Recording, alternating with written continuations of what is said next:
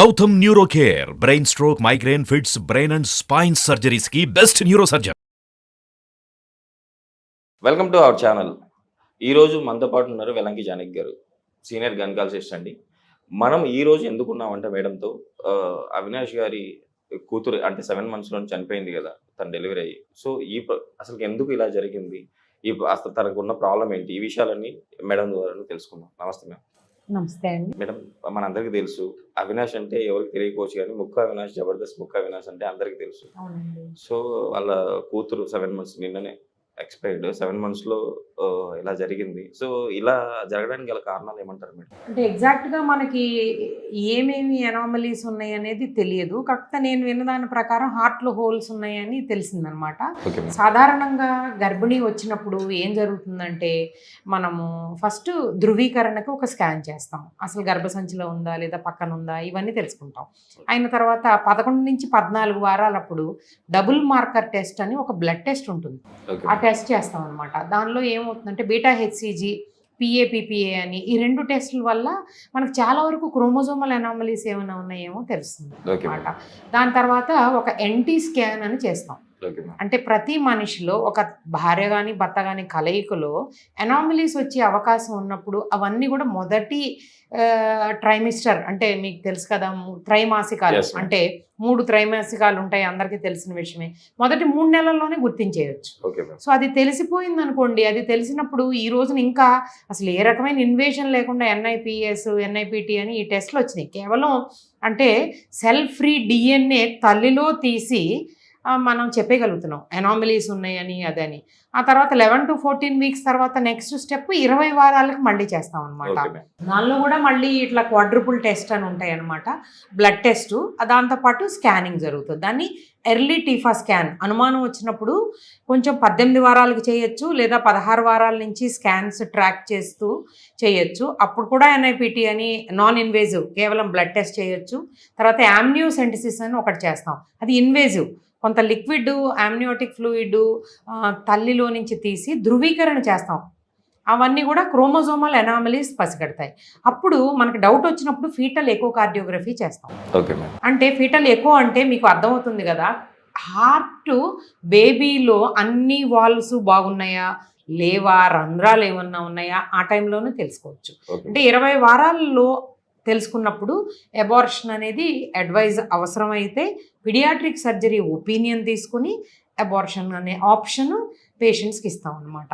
కొంతమంది ఏంటంటే అబార్షన్ తర్వాత చూద్దాంలే, పుట్టిన తర్వాత బేబీకి ఏమీ పెద్దగా లేకపోతే చూద్దాంలే అని వెయిట్ చేస్తూ ఉంటారు. అటువంటి అప్పుడు ఎలా జరుగుతుందంటే బేబీ పొట్టలోనే చనిపోవడం, ఇప్పుడు వీళ్ళకి వచ్చిన ఇబ్బందిలాగా 7వ నెలలో చనిపోయిన తర్వాత తీయడం, ఇవన్నీ జరుగుతూ ఉంటాయి.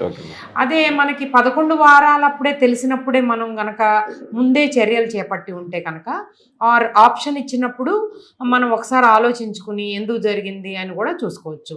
ఇలాంటప్పుడు ఏం చేయాలంటే ఫస్ట్ ట్రైమిస్టర్ అబార్షన్ చాలా సులువుగా అయిపోతుంది. అది కానప్పుడు సెకండ్ ట్రైమిస్టర్లో కూడా ఈ అన్ని రకాల టెస్టులని చేసుకుని అప్పుడు కూడా ప్రాబ్లం ఉందని ఈ రోజున అందరికీ అన్నీ అవైలబుల్ వచ్చేసినాయి. మనం ఏదో ఒక డెసిషన్ మంచిగా తీసుకోవాలి. ఒకటి, తల్లిలో ప్రాబ్లం ఉండొచ్చు, క్రోమోజోమల్ అనాలిసిస్ వాళ్ళలో తల్లిలో ప్రాబ్లం ఉండొచ్చు, తండ్రిలో కూడా ప్రాబ్లం ఉండొచ్చు. కానీ 3వ ఆప్షన్లో ఇదే చాలా కామన్గా జరుగుతుంది. వాళ్ళిద్దరూ నార్మల్గానే ఉంటారు, కానీ కలయిక లేట్ అయినప్పుడు ఎగ్ ఏజ్డ్గా ఉండొచ్చు, స్పర్మ్ ఏజ్డ్గా ఉండొచ్చు. అప్పుడు పుట్టే బేబీకి ఇలా అవాంఛితంగా అనుకోని విధంగా ఒక్కసారి రావచ్చు. కానీ ఒకసారి మనం వెల్కమ్ చేస్తూ ఈరోజు మామూలు బేబీ షవర్ అని ఫోటోషూట్లని వైరల్ అయిపోయి ఇట్లా వీళ్ళందరికీ తెలిసిపోయిన కప్పులు కదా, అందరూ వెయిట్ చేస్తున్నారు మంచి బేబీని ఎప్పుడు ఇస్తారు చూద్దాము అన్న టైంలో వీళ్ళు చాలా అప్సెట్ అయిపోతారు. ఈ ఎమోషనల్ ఫీలింగ్స్ని క్యారీ చేయడం అనేది చాలా చాలా ఇంపార్టెంట్ అనమాట. ఒకసారి వద్దు అనుకున్నప్పుడు ఈ షూట్లు ఇవన్నీ పెట్టుకుని అన్నెసరీగా మనం ఇది ప్రాబ్లమ్స్ అనేవి కొని తెచ్చుకోకూడదు. అంతా బాగుంది, ఎన్టీ స్కాన్ బాగుంది, ఇట్లాగా బ్లడ్ టెస్టులు బాగున్నాయి, ఎన్ఐపిటి బాగుంది, తర్వాత ఇంకా క్వాడ్రపుల్ బాగుంది, ఫీటల్ ఎక్కువ బాగుంది, అన్నీ బాగున్నాయి, మీరు కంటిన్యూ చేస్తున్నారు అన్నప్పుడు అప్పుడు పెట్టుకోండి. మీ ఎమోషనల్గా మీరు బేబీ షవర్ అని కానీ ఇవన్నీ అప్పుడు పెట్టుకోండి. కానీ ఒకసారి వచ్చిన ప్రాబ్లం మరోసారి వచ్చే అవకాశం ఉంటుంది కనుక జాగ్రత్తగా ఉండడం అనేది చాలా చాలా అవసరం. అలాగే ఈ టెస్ట్లన్నీ కూడా జరుగుతూ ఉంటాయి. మేడం ఇంకొకటి, ఇప్పుడు యాక్చువల్లీ ప్రెగ్నెంట్గా ఉన్నప్పుడు 3 months 4 months 5th month వాళ్ళు ఫోటోషూట్లు చేస్తూ ఉంటారు. దీని ఎఫెక్ట్ బేబీ పైన డైరెక్ట్ పడే అంటే లోపల ఉంటుంది కదా, దీనిపైన బేబీకి ఎఫెక్ట్ పడే అవకాశం ఉంటుంది. అంటే ఇదేం రేడియేషన్ కాదండి. అంటే ఫొటోస్ అనేవి ఏంటంటే జనరల్గా ఫోటోషూట్ దీంతో అలసిపోతుంది తల్లి అంతవరకే, కానీ దానివల్ల రేడియేషన్ పడుతుందని మనకి ఇప్పటివరకు సైంటిఫిక్గా ఎదమిద్దంగా మనకు తెలిసిందంటూ ఏం లేదు, ఎవరు కూడా డిస్కస్ చేసిందంటూ కూడా నాకు తెలియదు. మేడం ఇప్పుడు యాక్చువల్లీ బేబీకి వచ్చేసి లోపల హోల్స్ ఉన్నాయని చెప్పేసి చెప్పారు. బట్ ఈ హోల్స్ మన లోపల బేబీ కడుపులో ఉన్నప్పుడే అంటే సాల్వ్ చేయలేమా? ట్రీట్మెంట్ ఇప్పుడు అధునాతంగా ట్రీట్మెంట్లు ఏం లేవు. మీరు చాలా మంచి ప్రశ్న అడిగారండి. ఫీటల్ థెరపీ అంటారు దీన్ని. ఇది చాలా అడ్వాన్స్డ్ ప్రొసీజర్స్. అంటే మనం లాప్రోస్కోపీ చేసినట్టుగా ఫీటోస్కోపీ చేసి దాని లోపలే ఈ రంధ్రాలు పూడ్చివేయడం అనేది చాలా వెల్ అడ్వాన్స్డ్ సెంటర్స్లో జరుగుతుందని కొన్ని రిపోర్ట్స్ ఉన్నాయండి. కానీ ఇక్కడ మనకి ఇంకా అంత తేలిగ్గా అందుబాటులోకి రాలేదు. జనరల్గా ఇక్కడ ఇండియాలో ఎట్లా ఉంటుందంటే మీరు బేబీని డెలివర్ చేసేసేయండి. ఇప్పుడు చాలా అడ్వాన్స్డ్ సెంటర్స్లో 5-6 నెలలకు పుట్టిన పిల్లలకు కూడా బయటకు తీసిన తర్వాత సర్జరీస్ చేసి బ్రతికిన వాళ్ళని 500 grams వాళ్ళని కూడా మనం చూస్తూనే ఉన్నాం. అవన్నీ వార్తల్లో మీరు కూడా చేసే ఉంటారు. అవన్నీ జరుగుతూ ఉన్నాయి. లోపల మన గర్భసంచిలో ఉండగానే చేయడం అనేది మనకి ఇంకా అంత వైడ్గా అవైలబిలిటీ ఉందని మనకు తెలియడం లేదు. మేడం ఇప్పుడు హార్ట్లో హోల్ ఉంది మేడం. హార్ట్లో హోల్ ఉన్న వాళ్ళు బేబీ డెలివరీ అయిన తర్వాత ఆపరేషన్ చేయించుకుందామని అనుకుంటే ఏమైనా కాంప్లికేషన్స్ వస్తాయి? ఖచ్చితంగా అండి. ఇప్పుడు మనకున్న ఇండియన్ ఆప్షన్స్ ఎట్లా ఉంటాయంటే పూర్తి నెలలు నిండిన తర్వాత మెచ్యూర్ బేబీలో ఆ బేబీకి తట్టుకునే శక్తి ఉంటుందని వెయిట్ చేస్తాం. కానీ కొన్ని సమయాల్లో సందర్భాల్లో ఎట్లా ఉంటుందంటే బేబీ లోపల కడుపులో ఉండగానే చనిపోయింది అనుకోండి, మనకు చాలా ఇబ్బంది అవుతుంది. అంటే మనం వెయిట్ చేస్తూ ఉంటాం అనమాట. నిండు నెలల వరకు అంటే 9 నెలలు నిండి మనకు అందరికీ తెలుసు కదా, 40 వారాల లోపల ఉన్న బేబీ తట్టుకునే శక్తి ఎక్కువ ఉంటుంది, మనం వెయిట్ చేస్తాం. కానీ అన్ఫార్చునేట్గా బేబీ 7వ నెలలోను 8వ నెలలోను ఇలా చనిపోయింది అనుకోండి, అప్సెట్ అవుతూ ఉంటారు అనమాట.